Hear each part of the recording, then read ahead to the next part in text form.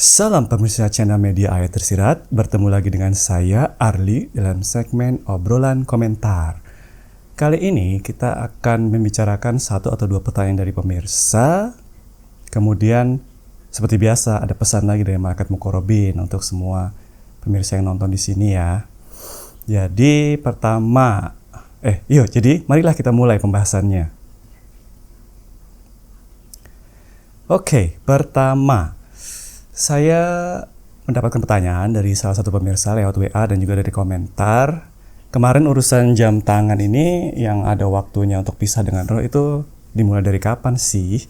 Mulainya dari sehari sebelum videonya itu dipublish ya. Jadi itu adalah hasil meeting sehari sebelumnya, bukan sesuatu hal yang lama ya, benar-benar baru aja kemarin. Jadi informasi tersebut manfaatkanlah dengan sebaik mungkin. Kemudian, jangan lupa juga bergabung dengan Discord nih yang di atas nih. Invitation-nya ada di deskripsi video ini. Jadi, semua pertanyaan yang saya dapat dari WA, saya copy paste ke Discord tersebut. Discord itu apa? Discord itu adalah ya kayak grup WA gitu sih, gampangnya ya. Jadi semua pertanyaan dari pemirsa saya sensor namanya, identitasnya, kemudian saya copy paste ke situ dengan harapan pemirsa yang lain juga bisa mendapatkan manfaat dari informasi tersebut. Daripada saya jawabin semua satu persatu berulang-ulang, mendingan kayak gitu aja kan? Ya. Kalau misalnya belum punya Discord ya bikin aja, gampang kok, sama aja dengan bikin account-account yang lain. Itu pertanyaan pertamanya ya, saya harap sudah cukup jelas. Kemudian pertanyaan kedua adalah perkara malaikat yang di zaman dulu, itu malaikat tanda kutip atau bukan? Iya, hampir pasti kalau misalnya disebutkan dalam kitab yang manapun, agama yang manapun, ketika ada seseorang yang sakti, sosok entitas yang sakti dan berurusan dengan ngurusin kehidupan dan kematian, yang disembah manusia bahkan sebagian, ya itu malaikat tanda kutip, siluman, atau bahkan keempat Muhammad sendiri. Mereka salah satu dari itu. Jadi kondisi-kondisi semacam itu tuh ibarat apa ya? Aktor. Tahu kan aktor? Satu aktor bisa main banyak film kan? Jadi dari karakter yang berbeda.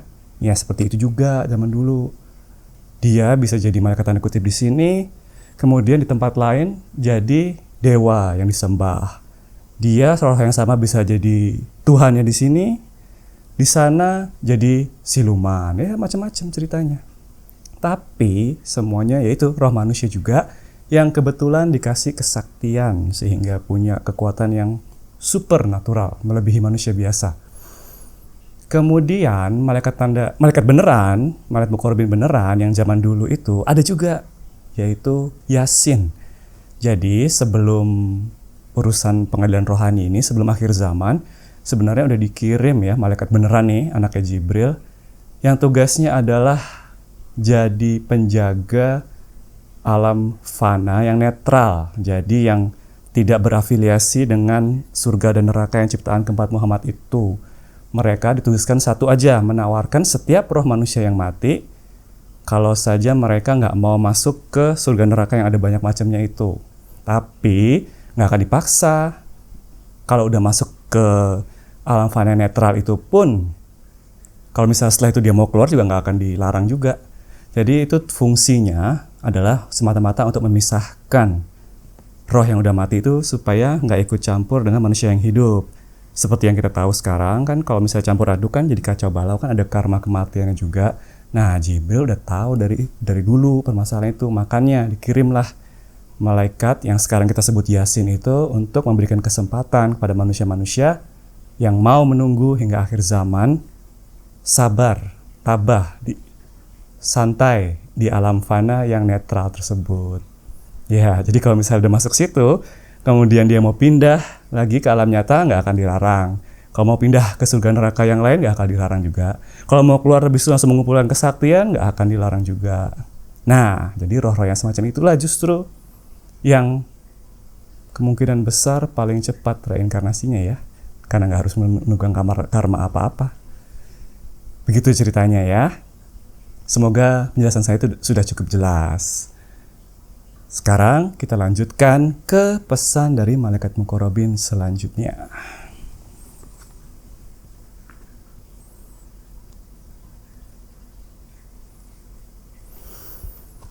Pesan dari malaikat muqarrabin. Pertama itu adalah kita mau ngomongin mengapa ilmu kebenaran diturunkan di Indonesia. Sebagian pemirsa pasti udah dengar cerita ini ya, udah ingat masih cerita ini karena udah dipaparkan bahkan dari video Nur Muhammad. Indonesia dipilih kelima Nur Muhammad, lima-limanya ya, bukan cuma salah satu doang, sebagai laboratorium proses pengadilan rohani karena masyarakat Indonesia memiliki berbagai agama, kepercayaan, dan kebudayaan yang merupakan ilmu kebaikan yang diajarkan keempat Muhammad sebagai orang tua rohani kita. Jadi ibaratnya di sini laboratoriumnya yang paling merepresentasikan kepentingan lima-limanya secara merata, secara adil dibandingkan tempat-tempat lain di dunia ini, di bumi ini. Semua ilmu dari keempat Muhammad ada di sini. Jadi ketika pengadilan rohani gampang ngetesnya. Kayak misalnya ilmunya Adam bisa di sini bisa dites. Manusia yang punya dominan kayak gitu bagaimana hasilnya. Begitu juga dengan ilmu Eva, ilmu Ifrit, ilmu Khidir. Jadi namanya pengadilan rohani tentu semuanya harus serba adil ya. Makanya jadi harus dibuat di tempat yang juga merepresentasikan kelima pihak tersebut. Karena proses pengadilan rohani di Indonesia, otomatis Jibril alias Nur juga mengajarkan ilmu kebenaran kepada malaikat muqarrabin di Indonesia. Ya otomatis lah karena pengadilan rohaninya di sini. Jadi untuk langkah pertama ke depannya di Indonesia juga. Oleh karena itulah Indonesia dianggap sebagai mercusuar alam semesta. Karena ilmu kebenaran mencakup untuk yang hidup di alam nyata dan roh di fana. Iya, mungkin bagi pemirsa yang nonton ini nggak ngerti juga ya signifikansinya apa ya. Ya, apa-apa. Ini pesan dari malaikat muqarrabin aja. Supaya nanti nggak kaget ketika Indonesianya berubah total beberapa tahun ke depan. Ini sebagai informasi aja bagi mereka yang mau mendengarkan, mau menjadi bagian dari itu, mau diajak benar. Kalau yang nggak mau, ya nggak apa-apa. Begitu aja sih intinya ya. Saya di sini sebagai PR lah istilahnya cuma menyampaikan. Saya sendiri belum memahami signifikansi total dari informasi tersebut. Jadi kita sama-sama nggak ngerti, kita lihat aja prosesnya nanti gimana ya. Nomor 2 selanjutnya. Apa maksud dan tujuan Allah yang terkandung dalam ayat tersirat logo dan tema HUTRI ke-80? Yang temanya itu adalah Bersatu Berdaulat Rakyat Sejahtera Indonesia Maju. Oh, rupanya logo yang kemarin heboh itu yang 80 ada signifikansinya juga. Intinya gini.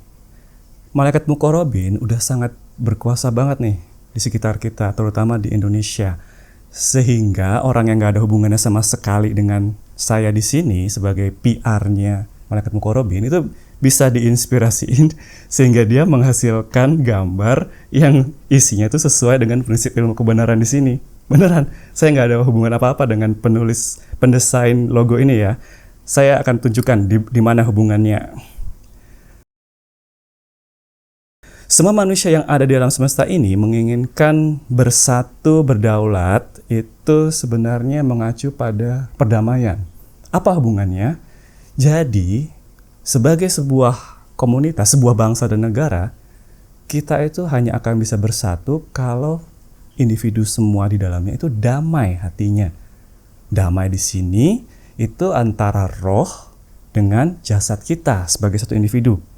Antara manusia yang hidup dengan yang mati, itu juga harus damai.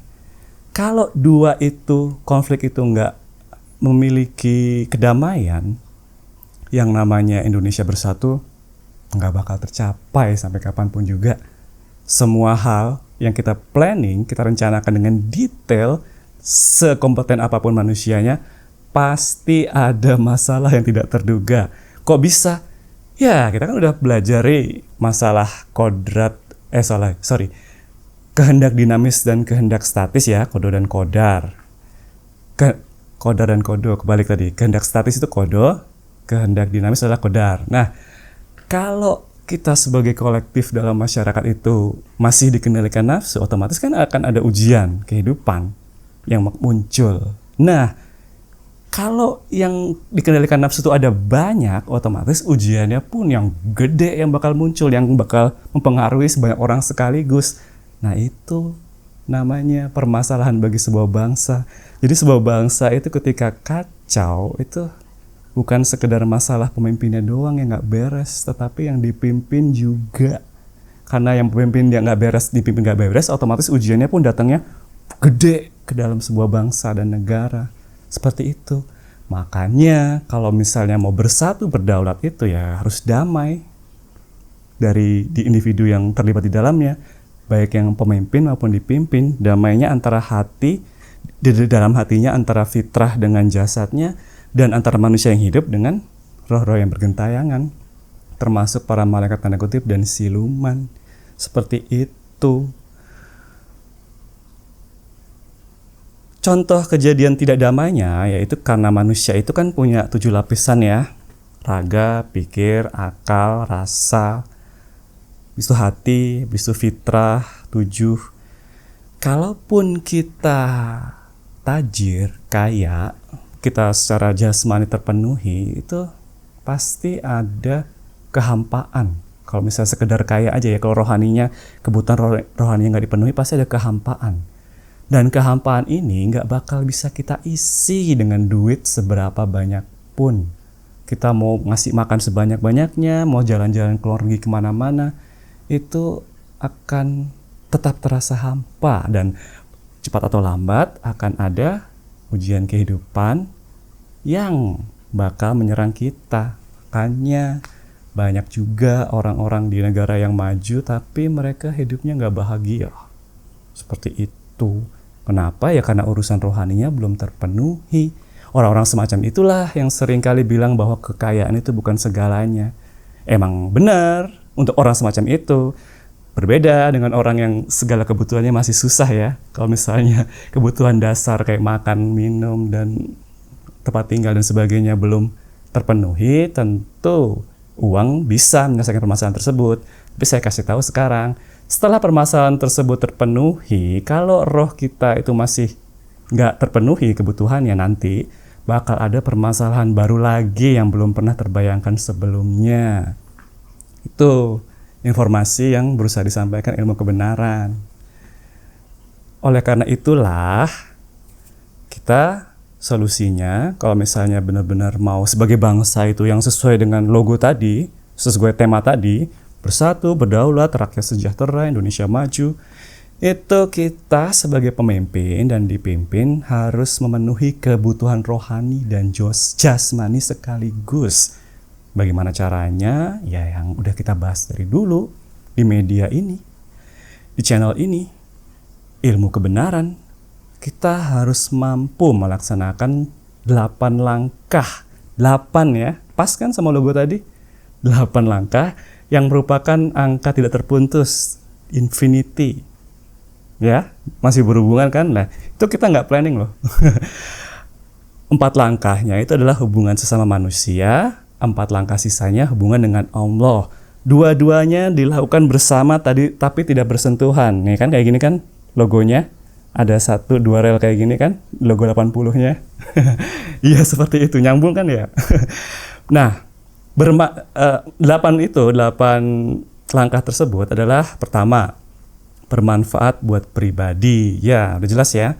Jadi kita nggak bisa memenuhi kebutuhan rohani kalau misalnya kita cuman mementingkan orang lain doang.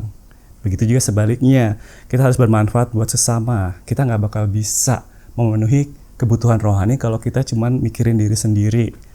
Secara lahir dan batin.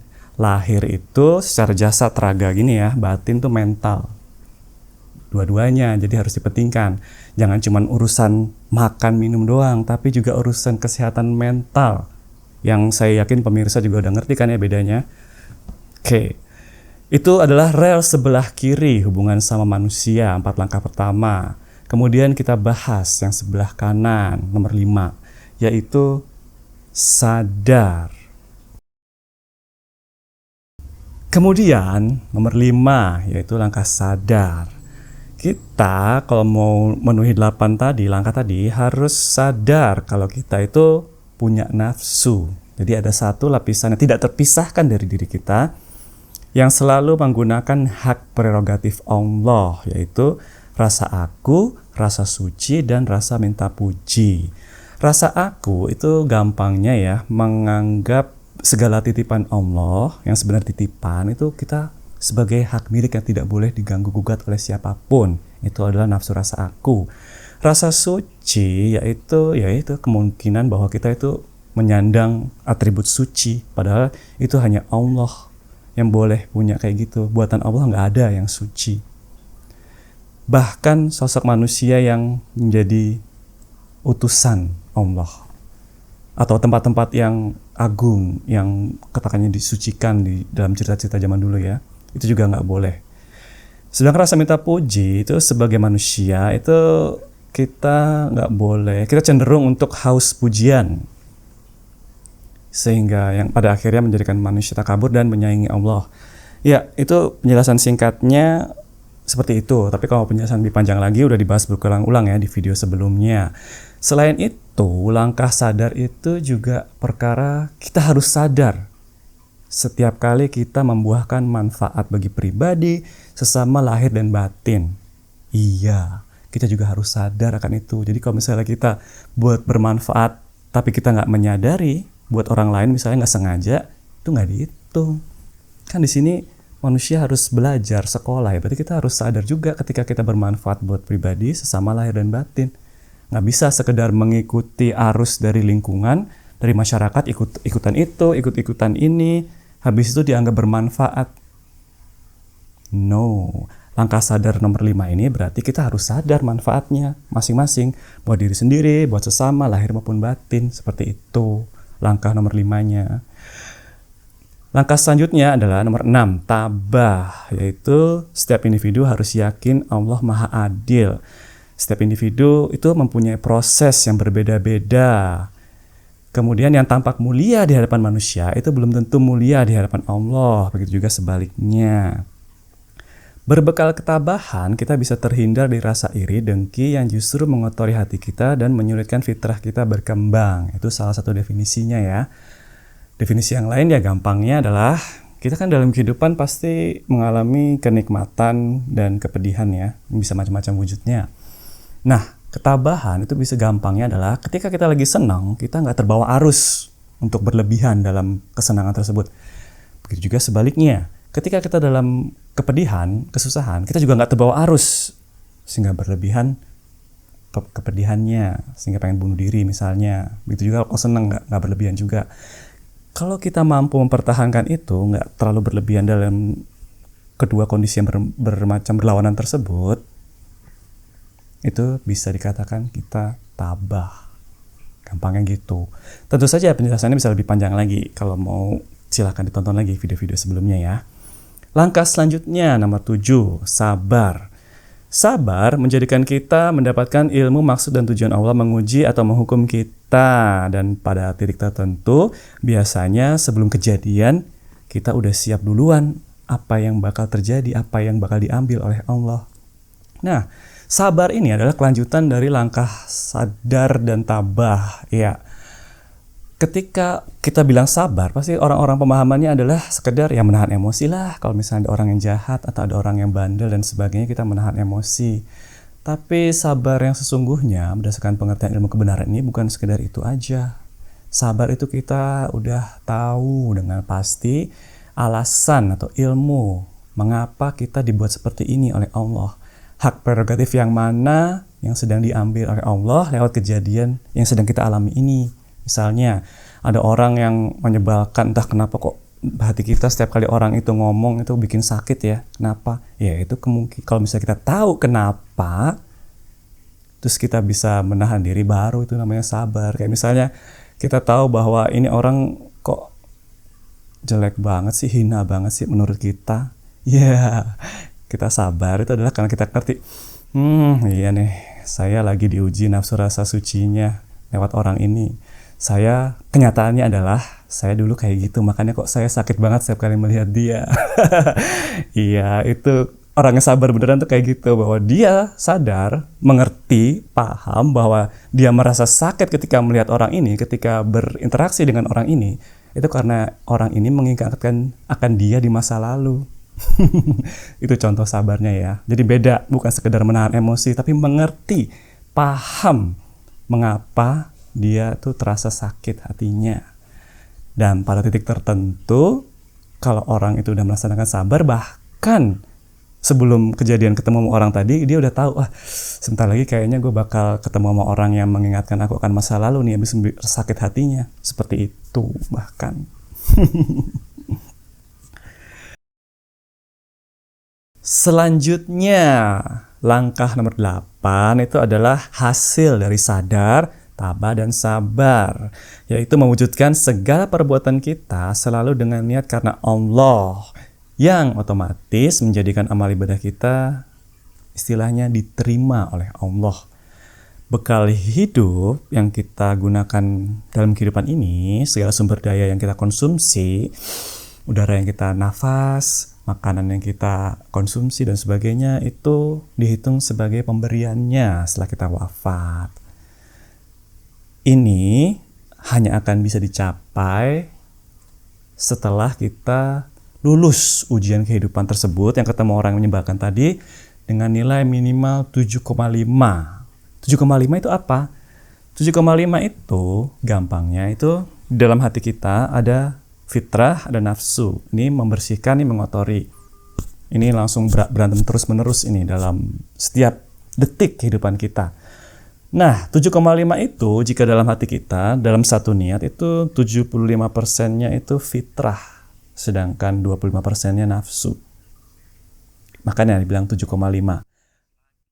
Jadi, manusia itu nggak bisa sih sempurna nilai ujiannya maksimal 9. Jadi karena emang nafsu itu bagian yang tidak terpisahkan dari manusia. Ya, jadi nilai kelulusan individu manusia dalam menghadapi ujian kehidupan itu di antara 7,5 hingga 9. Seperti itu. Dan satu lagi poin yang paling penting, bahwa 8 langkah tadi itu selalu diwarnai dengan namanya ujian kehidupan, yang wujudnya itu bisa berupa kepedihan, bisa berupa kesenangan atau kenikmatan. Nah, ujian itu tujuannya adalah memastikan bahwa tadi dalam hati kita itu fitrahnya sudah 75%, sudah 7,5.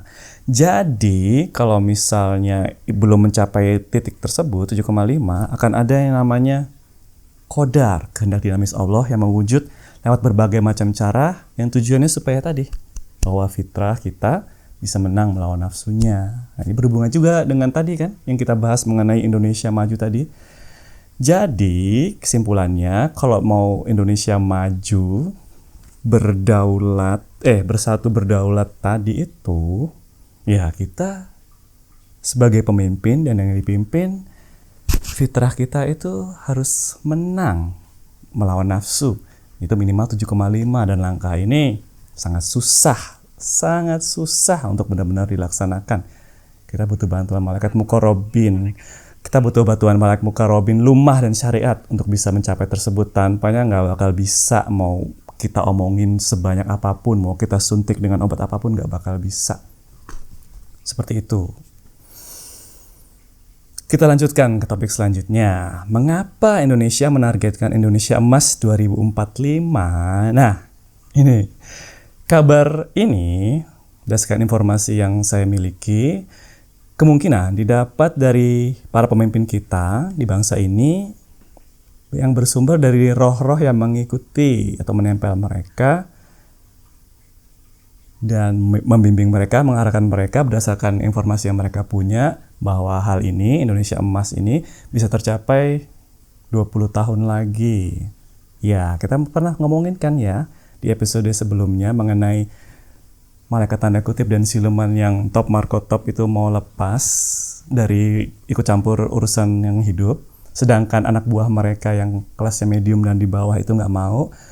Ya, benar. Jadi sekarang yang banyak ikutin nama menempel pemimpin kita itu adalah yang medium-medium seperti itu. Tapi mereka mencatut nama bosnya. Dan berdasarkan usaha mereka seperti itu menyimpulkan bahwa Indonesia emas bisa dicapai 2045. Nah, berdasarkan informasi saya yang punya, itu mereka ibaratnya kasih harapan lah ya bagi manusia yang hidup, tapi sejatinya mereka tidak punya kemampuan untuk mewujudkannya. Iya, sebab yang bisa mewujudkan apapun itu yang mereka berikan harapan kepada manusia yang hidup ini ya malaikat muqarrabin. Dan saya di sini disuruh menyampaikan bahwa untuk mencapai Indonesia emas tersebut nggak butuh 20 tahun.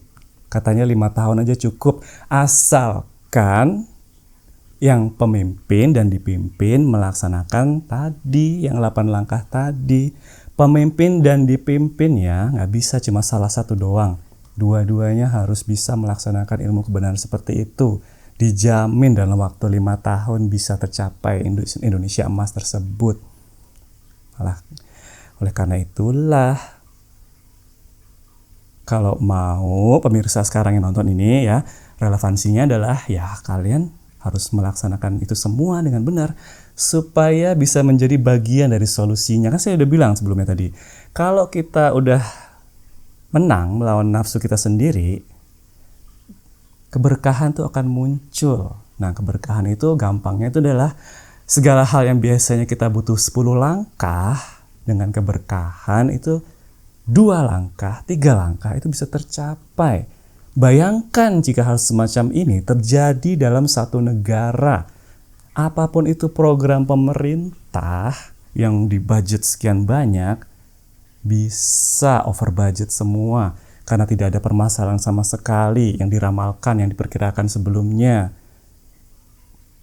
Kalau mau mencapai Indonesia emas, satu-satunya cara adalah seperti itu. Kita harus mencari berkah, bukan sekedar banyaknya doang. Dan berkah tersebut hanya dicapai dengan melaksanakan 8 tadi. Kita harus menang melawan nafsu, dan ini berlaku bagi pemimpin dan yang dipimpin, semuanya nggak bisa cuma salah satu doang. Akhir-akhir ini sebagian masyarakat Indonesia menganggap Indonesia gelap dan sebagian lagi cerah. Nah, itu sebenarnya bisa mencerminkan seberapa kuat fitrah kita mengalahkan nafsunya. Kalau kita dominan nafsu, ya pasti akan terlihat gelap semacam itu. Dengan melihat semua kondisi yang ada sekarang ini ya, kan kabarnya kayak seolah-olah buruk semua. Doomers lah ya gampangnya. Tapi kalau yang dikuasai oleh fitrah, memahami ilmu kebenaran semuanya, saya yakin, saya sendiri kayak gitu ya, bahwa pemirsa juga paling saya yakin juga memiliki optimisme, kecerahan dalam mau melihat masa depan seperti itu. Intinya, setiap individu beda, dan itu merupakan sebuah pergelutan, perlawanan kita sendiri, itu perang di dalam diri kita masing-masing ya, melawan nafsu yang ada di dalam diri kita sendiri. Jadi nggak usah diributin ketika orang berkomentar seperti itu, seperti ini, dan berbagai macam, baik kita setuju apa enggak, itu semuanya sedang berperang melawan nafsu yang ada di dalam diri mereka sendiri. Nah, daripada pusing mikirin gitu, kita mendingan usahakan, fokuskan bagaimana kita bisa menang melawan nafsu yang ada di dalam diri sendiri. Sehingga bisa menjadi solusi tercapainya Indonesia emas itu, yang bahkan sebenarnya nggak butuh 20 tahun. Ya, kalau berdasarkan malaikat muqarrabin, selama yang dipimpin dan yang memimpin itu bisa melaksanakan ilmu kebenaran semua, 5 tahun aja cukup. Bayangkan. Susah dibayangkan ya. Pokoknya itulah informasi yang bisa saya sampaikan saat ini. Begitulah pemirsa informasi yang bisa saya sampaikan kali ini. Marilah kita tutup ini dengan doa. Jadi saya disuruh mengucapkan doa dulu di sini sebagai penutup pesan kali ini. Bismillahirrahmanirrahim. Ya Allah, bukakanlah jalan keluar untuk kemudahan bagi negara dan bangsa kami, termasuk pemimpin dan yang dipimpin kembali sadar taat pada Allah dan Rasul-Nya demi terciptanya dan terwujudnya sukses, lancar, aman di segala bidang atas izin dan ridho-Mu ya Allah, dan segala puji bagi Allah, Tuhan yang Maha Pengatur dan Zat yang Maha Segala. Amin. Amin ya Rabbal Alamin. Terima kasih atas perhatiannya. Wassalam.